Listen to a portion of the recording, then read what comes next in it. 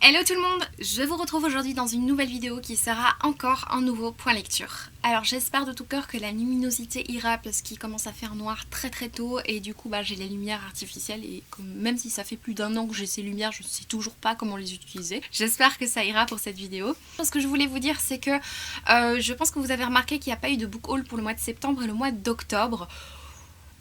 J'ai pas eu envie, honnêtement. Voilà, en toute honnêteté, j'avais énormément de livres au mois de septembre, vu que c'était le mois de mon anniversaire. Et au mois d'octobre, j'ai reçu plein de colis. Vraiment, il y avait beaucoup. Et en fait, il y avait tellement que j'ai été un peu découragée de faire ces book hauls. Et en fait, je suis de plus en plus découragée de faire les book hauls parce que je trouve ça de moins en moins intéressant, honnêtement. Donc, je me demandais justement ce que vous pensiez. Est-ce que vous préférez que je fasse un book haul de temps en temps sur un mois, donc par exemple ici fin de novembre, si vous avez envie que je fasse le book haul du mois de novembre, vraiment quand j'ai envie, ou vous préférez qu'il y ait vraiment une mise à jour de ma bibliothèque et que je fasse par exemple tous les 3 mois un gros book haul avec tous les livres que j'ai eus les 3 derniers mois. N'hésitez pas à me dire ce que vous préférez. Je préfère en tout cas ne pas faire de book haul tous les mois, ça c'est clair, c'est quelque chose qui commence vraiment à me saouler. J'aime bien les book hauls mais vraiment de temps en temps, donc n'hésitez pas à me dire laquelle des solutions vous préférez. J'ai à nouveau pas mal de livres à vous présenter, je vous les présente dans un ordre de lecture. Je vais commencer par un livre qui date encore, je pense, du mois d'août, mais je voulais vraiment vous en parler. Il s'agit de Code 93 d'Olivier Norek, publié chez Pocket ici en poche. Il s'agit du premier tome d'une trilogie, ce sont 3 enquêtes en fait, d'un personnage récurrent, Victor Coste. Nous sommes dans la salle d'autopsie en train d'autopsier quelqu'un qui est mort du coup, mais ce quelqu'un se réveille pendant l'autopsie et comment vous dire que déjà ce résumé là m'a super intriguée.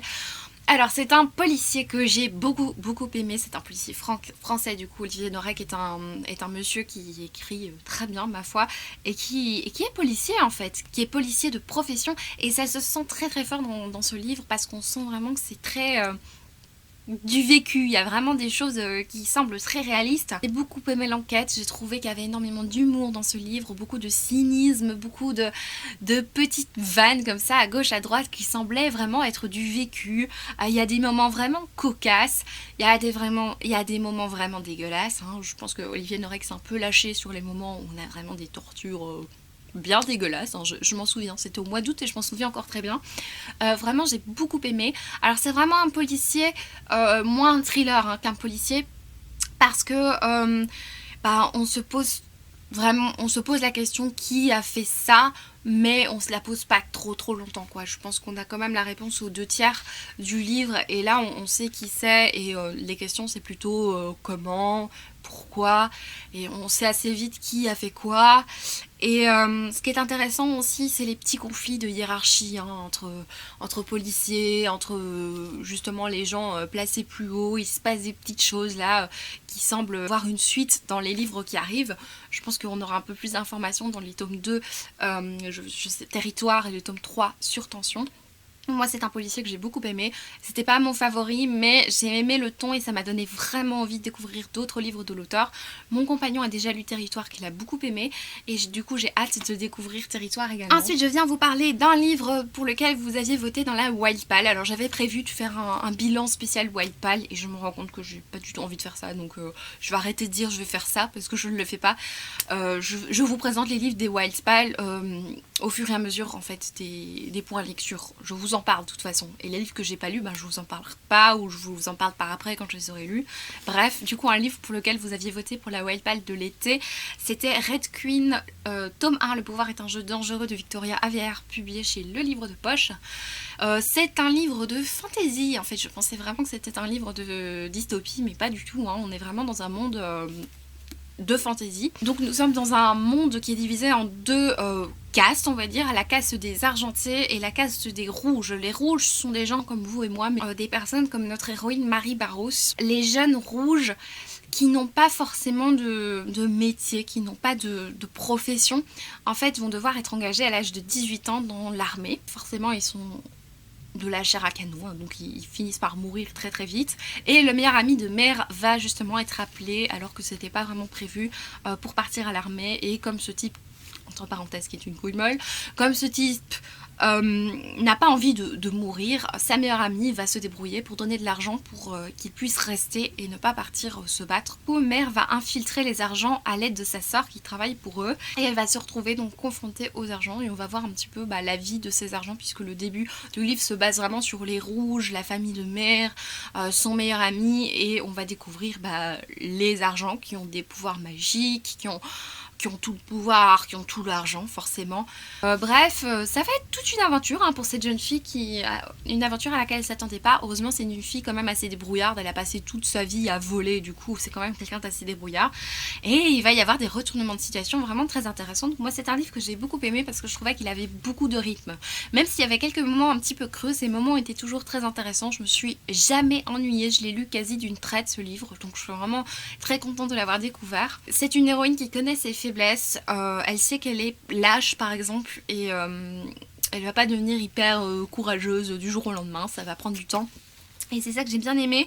Du coup c'est un livre pour lequel j'ai beaucoup accroché, j'ai trouvé l'univers très sympa, même s'il avait rien d'innovant. Par contre les points négatifs, c'est qu'on avait un quatuor amoureux, voilà. Non pas un triangle amoureux, mais un quatuor amoureux, comme on y va. On a voilà une héroïne qui est aimée de tous les gars, et c'est ce genre de choses que je peux pas supporter, quoi. Pourquoi tous les hommes sont amoureux d'elle, quoi. Enfin c'est un truc que je sais pas bien voir dans les livres, ce genre de choses qu'on retrouve dans la sélection, ce genre de choses là. Et puis il y a une révélation que j'ai vue à des kilomètres. Il y en a une autre que j'avais pas vu venir, mais il y en a une autre que j'ai vue à des kilomètres, donc c'est un petit peu dommage. On a de nouveau le schéma habituel des fantaisies jeunesse, un schéma qui revient assez avec une fin assez similaire à tout ce genre, une fin qui donne l'impression qu'on aura un tome 2. Je vois déjà en fait tout ce qu'on va faire dans le tome 2, vous voyez, donc c'est pas hyper original, mais en tout cas c'est très prenant, il y a beaucoup de rythme, donc je me suis pas ennuyée dans cette lecture. Donc si vous voulez un livre jeunesse bien prenant, bien addictif, je pense qu'il va vous plaire. Si vous n'aimez pas les triangles amoureux, le quatuor amoureux c'est encore pire, hein. Ensuite, je viens vous parler d'un autre livre que vous aviez voté pour la Wild Pal de l'été. Il s'agit de Légende d'une fille de Stephen Zweig, qui est une pièce de théâtre qu'il a écrite en 1919 alors qu'il était déjà assez connu. C'est une pièce de théâtre qui nous raconte l'histoire d'un jeune homme dont le père était un auteur très très connu. Et l'éditeur et la famille en fait de cet auteur très connu va vouloir faire une soirée d'hommage. Et le fils, en fait, il écrit également, mais il y a quelque chose qui le terrifie, c'est d'être toujours l'ombre de son père. Il en a un petit peu marre, en fait, d'être le fils d'eux. Il a envie d'être un auteur à part entière, puisqu'il écrit également. Il a envie qu'on parle de lui en tant que Friedrich, je pense qu'il s'appelle Friedrich, et non pas en tant que le fils d'eux. Et il a vraiment cette souffrance en lui parce qu'il veut vraiment percer en tant qu'auteur. Il a vraiment envie de montrer qu'il est différent de son père, qu'il n'est pas juste le fils qui écrit parce que c'est le fils, mais il a envie de montrer qu'il a un talent. L'histoire en fait de cette pièce de théâtre est tournée autour de cette soirée.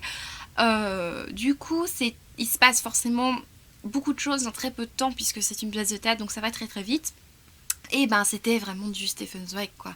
C'était pas du tout différent de ces nouvelles, hein, à part que c'était en pièce de théâtre. C'était vraiment comme une nouvelle de Stephen Zweig parce que je trouve que Stephen Zweig a un don formidable pour les longs monologues, des monologues qui viennent expliquer des choses après plein d'années, des monologues qui viennent donner plein d'émotions, et on a ça aussi dans cette pièce de théâtre, et j'ai vraiment retrouvé cette belle narration, quoi.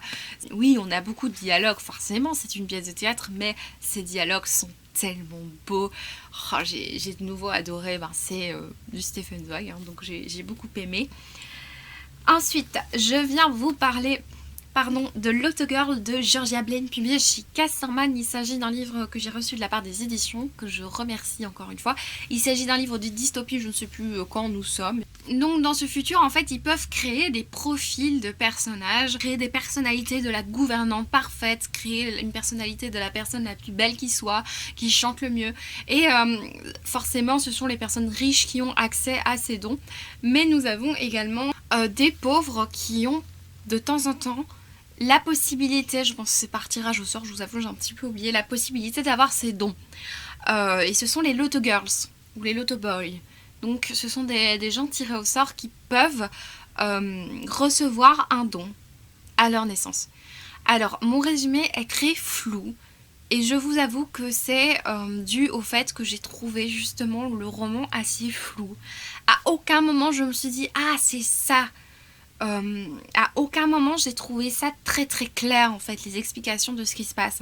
En effet, à certains moments je me disais mais qu'est-ce qui se passe exactement? C'était pas toujours très très clair en fait. Je sais pas pourquoi il y a certains moments où il y avait des dialogues qui donnaient l'impression que tous parlaient de la même manière. C'était tout d'un coup, tout le monde se met à réfléchir très fort. À certains moments, des dialogues ne convenaient pas aux personnages. Ça me donnait l'impression, je sais pas si vous regardez Esprit criminel, mais il y a toujours ce moment dans Esprit criminel où il raconte le profil du tueur. Donc t'en as un qui dit voilà il fait ça, l'autre il continue à parler, l'autre continue à parler et l'autre continue comme s'ils avaient déjà créé leur texte quoi. C'est très drôle. Et ben c'est un petit peu ça, c'est un petit peu le sentiment que me donnaient ces passages. Sinon je vais quand même venir au côté positif du livre, c'était un livre qui était quand même assez prenant, qui se tournait super vite. Je trouvais qu'il y avait des idées assez sympas. Oui, rajouter un don comme ça dès la naissance, je trouve ça sympa de voir ce que les parents choisissent, parce que parfois ils choisissent des trucs vraiment genre la fille la plus belle du monde. Voilà, pour mes enfants, je choisirais autre chose que la beauté, quoi. Je trouvais ça sympa, certaines choses vraiment intéressantes, addictif, une héroïne qui est fidèle à elle-même. Alors c'est une héroïne qui va jamais remettre en question sa société. Pour elle, tout est parfait, il se passe rien de bizarre. Forcément, il se passe quelque chose de bizarre, sinon il n'y aurait pas le livre. Et pour elle, tout est parfait et elle remet jamais en question, en fait, cette société de l'auto-girl. Elle remet jamais en question le fait qu'elle soit une l'auto-girl. Il faut vraiment un temps dingue avant qu'elle le remette en question. Et j'ai trouvé que ça changeait un petit peu de ces héroïnes qui tout d'un coup vont oh mon dieu le monde va mal et du jour au lendemain vont changer d'avis, alors qu'ici bah peut-être que du coup ça manifeste le fait qu'elle est très bornée aussi et un petit peu chiante sur les bords parce qu'on a envie de lui dire mais tu vois bien qu'il y a un problème, on a envie de lui donner des baffes pour lui dire mais tu vois bien le problème, mais en même temps c'est quelque chose d'assez réaliste. Quand on est vraiment contente dans le milieu dans lequel on est, qu'on est vraiment heureux, on n'a pas envie d'entendre que c'est pas bien en fait ce que t'as vécu, ce bonheur que t'as eu en fait c'est pas bien et elle a pas envie d'entendre ça et franchement j'ai bien aimé ce côté là. Donc une lecture en demi-teinte quand même parce que même si la fin je l'ai trouvée sympa, d'autres vont pas aimer, honnêtement. Je sais qu'il y en a qui vont pas aimer la fin. Même si la fin, je l'ai trouvée sympa, moi j'aurais pas forcément envie de lire une suite par exemple. Alors pour information, je pense que je suis presque sûre que l'autrice est décédée en fait, donc elle va jamais écrire de suite forcément. Du coup, je trouve que la fin est bien comme ça. Le livre suivant dont je viens vous parler, il s'agit d'un livre des éditions Autrement. C'est eux qui me l'ont fait parvenir, d'ailleurs je l'avais demandé, hein, pour être tout à fait honnête.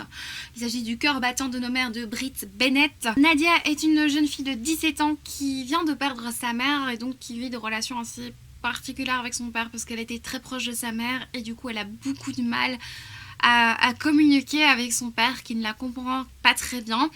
Nadia va avoir une relation assez courte avec un jeune homme nommé Luc duquel elle va tomber enceinte. Elle va prendre une décision face à cette grossesse et je vous laisse découvrir laquelle.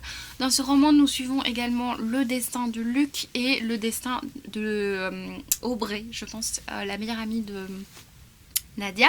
J'ai trouvé très original le point de vue duquel c'est raconté en fait. Ça commence en nous et on se rend compte bien vite que le nous en fait ce sont les femmes ou les hommes j'imagine également de la communauté religieuse et noire de laquelle Nadia fait partie. Et à d'autres moments vraiment on a des choses de la vie intime des personnages qui sont pas censés être connus de ces femmes. Du coup on a différents degrés de narration que j'ai trouvé vraiment intéressant et on a toujours ce regard extérieur, ce regard un petit peu critique de ces femmes de cette paroisse qui critiquent un petit peu ce qui se passe dans la vie de Nadia. Alors ce que j'ai trouvé très touchant dans cette lecture, c'est surtout les relations entre les personnages. C'est vraiment ça qui a été le fil conducteur pour moi de ce livre, c'était vraiment très, très fort. Ces relations entre ces personnages et surtout ce regard maternel qu'on a toujours présent dans le livre. On sent vraiment l'importance de la place de la mère dans cette histoire. J'ai trouvé ça vraiment très beau. Et cette relation entre le père et sa fille est vraiment compliquée. La fille a perdu sa mère, donc elle a cette grande détresse en elle. Et elle a des choses qui lui arrivent, comme elle tombe enceinte, des choses qui lui arrivent, elle a envie d'en parler, mais elle n'ose pas. Et son père, lui, ne la comprend pas, il veut lui dire des choses et il ne lui dit pas. Et on a certains moments où elle a envie de dire à son père, mais est-ce que tu m'aimes? On dirait que tu ne m'aimes pas. Et ces moments-là, je les ai trouvés magnifiques parce que tu sens cet amour, mais qu'il n'est pas dévoilé, quoi. Et c'est ça qui est vraiment très beau et très dur à lire, je trouve. On a aussi des relations amicales très très belles, on a une belle relation amoureuse aussi, même si c'est pas forcément ce que j'ai préféré dans le livre, mais c'est vrai que c'est un petit peu le fil conducteur du livre également. Voilà, j'ai un petit peu du mal à parler des livres en ce moment. C'est une belle lecture, c'est un beau roman, je trouve, qui m'a vraiment importé, qui m'a fait découvrir beaucoup de choses, qui m'a fait voyager. Ici, on est vraiment dans toute une communauté de gens qui ont fait partie ou qui sont liés d'une manière ou d'une autre à la paroisse. Donc, Nadia, elle va forcément partir de cette paroisse vu qu'elle tombe enceinte alors qu'il n'est pas marié. Hein. Du coup, ils sont très... surtout à cette époque-là, je sais pas quand ça se passe, j'ai l'impression, j'en sais rien, dans les années 60, même avant. Je vous avoue, j'ai un petit peu oublié, il n'y a pas de date, j'ai pas trouvé de date écrite. Mais en tout cas, voilà, ça a été une belle lecture. C'est un livre que j'ai lu très vite, en plus dans le cadre du week-end ami, je vous le conseille, vraiment, c'était une très belle lecture. Ensuite, je viens vous parler d'un livre des éditions Slatkin et compagnie. Un livre, je sais pas pourquoi, je l'ai reçu plusieurs fois. Je pense que c'est parce que je l'ai reçu via mon compte Instagram et via mon compte YouTube. Et quand j'ai prévenu les éditions que je l'avais reçu 2 fois et que je leur demandais si ça les dérangeait pas que je fasse un concours plutôt que de leur renvoyer, ils m'ont dit ah bah oui, pas de souci. Ils m'ont envoyé encore un autre exemplaire. Du coup, j'ai 2 exemplaires à vous faire gagner pour ce roman. Du coup, j'ai attendu un peu avant de vous faire gagner parce que je me suis dit que le mieux quand même était de le lire avant pour vous en parler, pour vous donner envie de le gagner. Et je suis vraiment contente de l'avoir lu parce que franchement, j'ai beaucoup aimé cette lecture. Il s'agit de Oh vous, sœurs humaines de Mélanie Chapuis, publié chez Slatkin et compagnie. Alors, il s'agit d'un livre qui se découpe en 6 parties. La première, c'est rivalité, la deuxième, c'est solidarité, dualité, complicité, fidélité et vanité. Pour ceux qui l'auront compris, ce sont des livres qui font parler des femmes, donc des rivalités entre femmes, des dualités, des complicités entre femmes, des rapports, des relations entre femmes. Dans ce livre, il y a 40 histoires différentes. Des histoires qui se déroulent parfois sur 3 pages. C'est parfois très très court, parfois un petit peu plus long et parfois encore plus court, un petit paragraphe.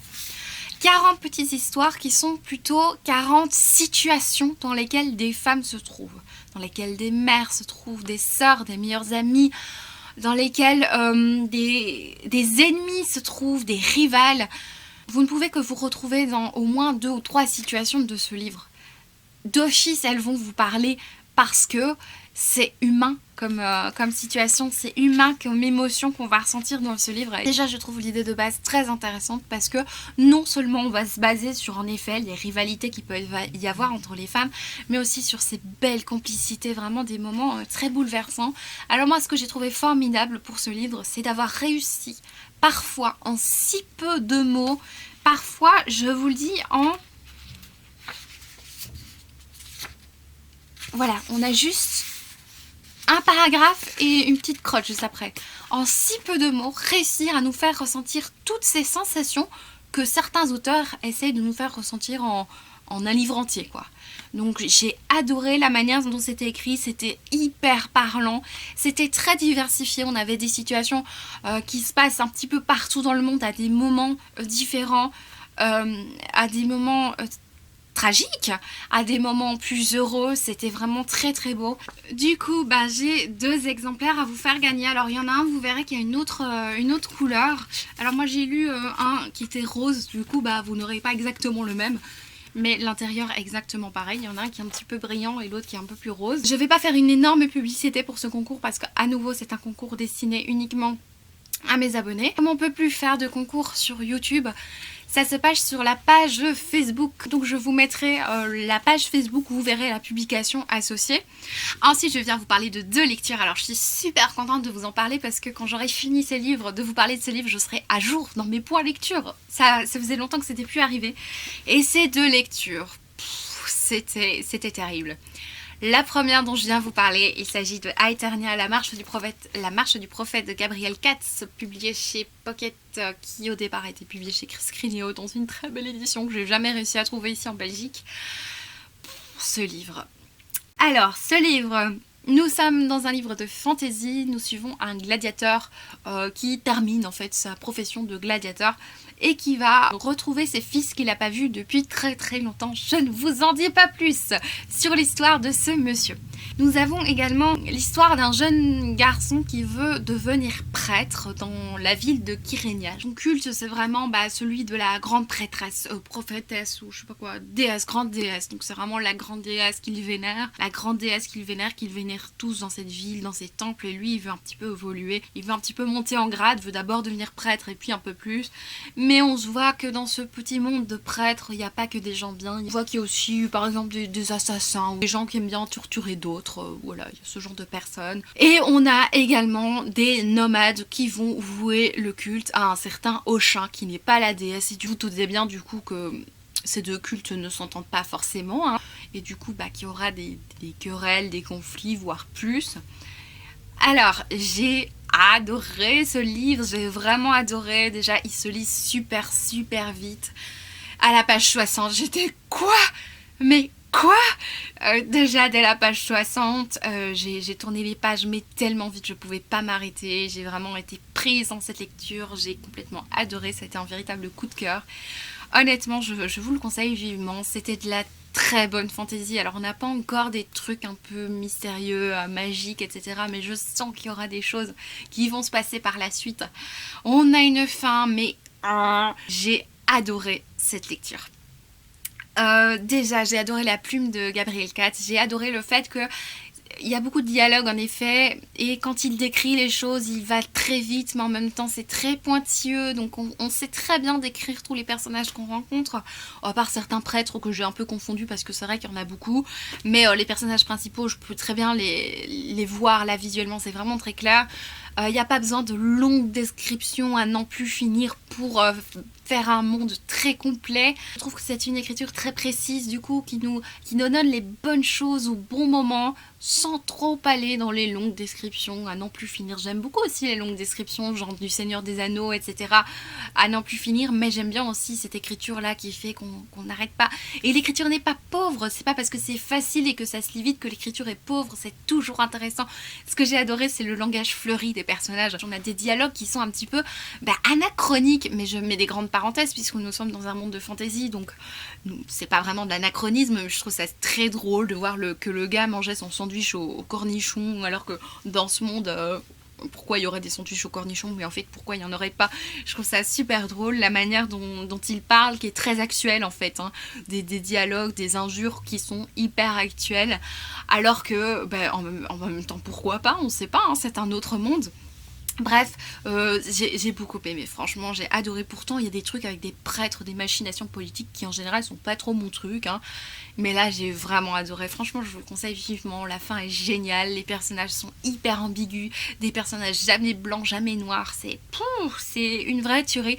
Du coup j'ai acheté le second tome dès que je l'ai eu fini et j'ai déjà commencé en fait le second tome. Du coup j'ai hâte de lire la suite, là j'arrête pas d'y penser. C'est un véritable coup de cœur, je suis vraiment très contente d'avoir encore eu un coup de cœur et pour le coup d'avoir un coup de cœur pour un autre genre puisque à chaque fois là j'ai des coups de cœur pour des genres différents, je suis vraiment contente. Bref, et ensuite le dernier livre dont je viens vous parler, il s'agit également d'une très bonne lecture, pas d'un coup de cœur mais vraiment d'une lecture qui m'a prise au trip, dont j'y pense encore maintenant. Il s'agit de Du feu de l'enfer de Sir Cédric, c'est également un livre que j'ai acheté il y a peu de temps. Et je pense que c'est Steph de la chaîne Piketty qui en avait parlé et une semaine après je l'avais acheté quoi. Alors c'est un livre qui nous raconte l'histoire de Manon, oui, qui est une thanatopractrice, je pense que j'ai bien retenu, qui s'occupe d'autopsier des cadavres, je pense, de maquiller pardon des cadavres, donc des gens ont des accidents de la route et qui sont déglingués, découpés en 10 000 morceaux, elle les remet ensemble, comme ça la famille les reconnaît et voilà, ce genre de choses. Et quand il y a des meurtres aussi, je pense qu'elle remet les doigts, enfin voilà, vous voyez un petit peu. C'est son métier, c'est bien chouette. Et en fait, un jour, son frère va venir sonner à sa porte pendant la nuit. Son frère qu'elle a plus trop envie de voir parce qu'il lui faisait des sales coups déjà quand ils étaient jeunes et elle a plus trop envie de voir. Mais il vient sonner à sa porte pendant une nuit et il lui dit « Il faut absolument que tu acceptes que je dorme chez toi parce que j'ai des problèmes. » Et elle va pas vraiment accepter, mais bon voilà, il va dormir chez elle. Et pendant la nuit où il dort chez elle, il se passe que le voisin du dessus se fait assassiner. Du coup, Manon se trouve dans une situation terrible parce qu'elle se fait interviewer par elle se fait interroger forcément par la police parce que c'est son voisin, et en même temps son frère il est un petit peu chelou, enfin c'est vraiment bizarre, et du coup Manon se retrouve impliquée dans une histoire dont elle ne peut pas s'en sortir, et on se demande mais comment est-ce qu'elle va s'en sortir. Une histoire de satanisme, une histoire liée à une secte complètement dégueulasse. En fait, dès le début, j'avais vu que le rythme était génial. Dès le début, on a une introduction vraiment hyper prenante. En fait, on a parfois des pages où il y a très peu de mots par ligne et c'est très très prenant. Il y a énormément de suspense et en fait, le rythme est extrêmement bien travaillé. J'ai trouvé ça redoutablement efficace. J'ai adoré, ça se tourne super vite. C'est un livre que j'ai lu sur un long laps de temps parce qu'en fait, il avait tendance à me terrifier. Pourtant, je peux vous dire que j'ai lu des trucs dégueulasses dans ma vie. J'ai lu tous les Franck Tillier. Il y en a quand même pas mal, en effet, qui m'ont empêché de dormir parce que souvent, j'ai tendance à lire la nuit. Hein. Et celui-là, c'est clair que je pouvais pas le lire la nuit parce qu'il me terrifiait, parce que je trouve qu'il a un don formidable, Sir Cédric, pour écrire des choses prenantes. Le rythme est haletant tout le temps, on ne s'ennuie pas. Et on a cette sensation dans le ventre, ce stress omniprésent. Je pouvais pas m'arrêter de stresser, en fait, avec ce livre. Et j'ai trouvé ça vraiment bien réussi. Voilà, alors c'est un livre au début qui est assez réaliste, qui se passe dans la vie de tous les jours, même si il se passe des choses bizarres, c'est assez réaliste et petit à petit ça part en cacahuète.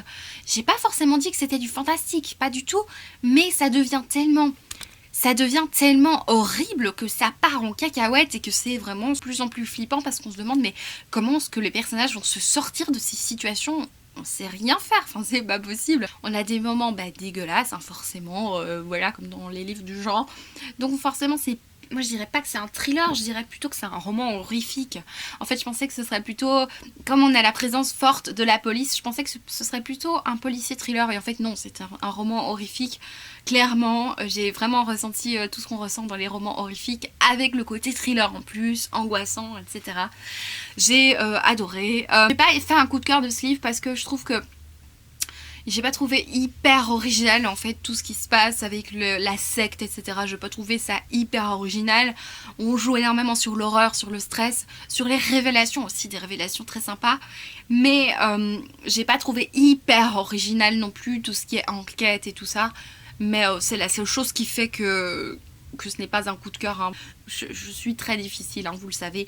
Mais là, franchement, si vous voulez une dose de flippette, ce livre est parfait pour vous. Et je trouve que la plume de Sir Cédric est impeccable pour le genre. C'est juste hyper efficace. Honnêtement, j'ai beaucoup aimé. Donc, voilà pour ce livre. Voilà, c'est tout pour ce point lecture. J'espère de tout cœur qu'il vous aura plu, qu'il n'aura pas été trop long pour le coup, un petit peu moins que le précédent. Je vous retrouve bientôt pour une prochaine vidéo qui sera une vidéo plutôt beauté. À bientôt!